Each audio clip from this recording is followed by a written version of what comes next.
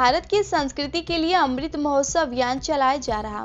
बता दें कि प्रयागराज में 14 दिसंबर 2021 को कम्युनिटी विचारधारा के इतिहासकारों ने कभी भी भारत के कलाकारों, शूरवीरों और बहादुर सैनिकों के बारे में इतिहास नहीं लिखा।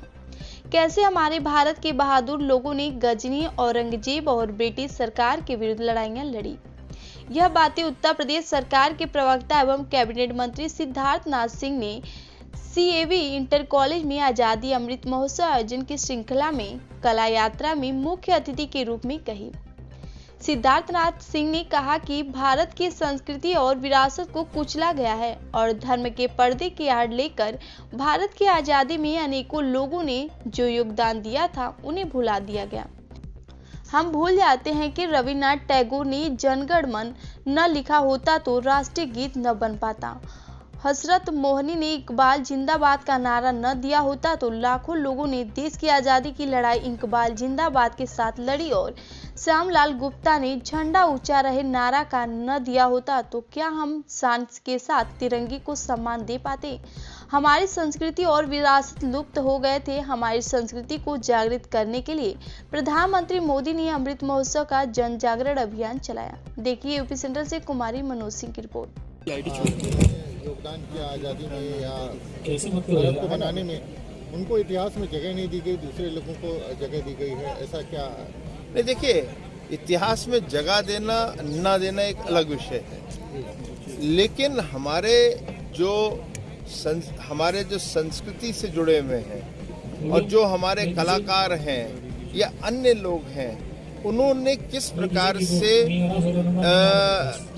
अंग्रेजों का और मुगल का सामना किया, उस इतिहास को लुप्त कर दिया गया है। और जो सामने प्रस्तुत किया गया है वो प्रस्तुत ऐसा किया गया है कि भारतीय बड़े कमजोर थे और वही इतिहास बनता गया।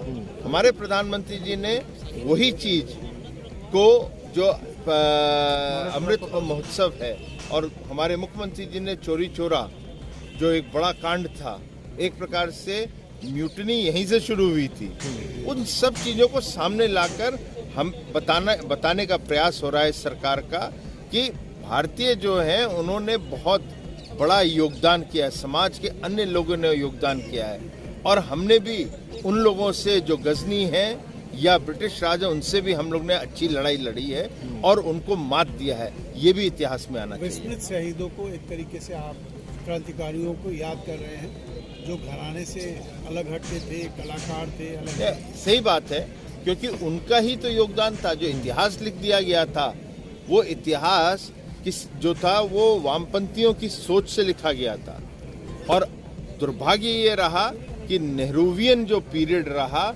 उसने अपने आप को ये संस्कृति और इतिहास के लिए उन्होंने पूरी सरकार जो गिरवी है वो कम्युनिस्ट के पास रख दी थी, वामपंथी की, और इसी तरह से वो इतिहास सामने आया जैसे कि भारतीय बड़े कमजोर थे, उन्होंने कुछ किया ही नहीं और अंग्रेज ऐसे छोड़ के चले गए। तो पुनर्लेखन की आवश्यकता है इतिहास की?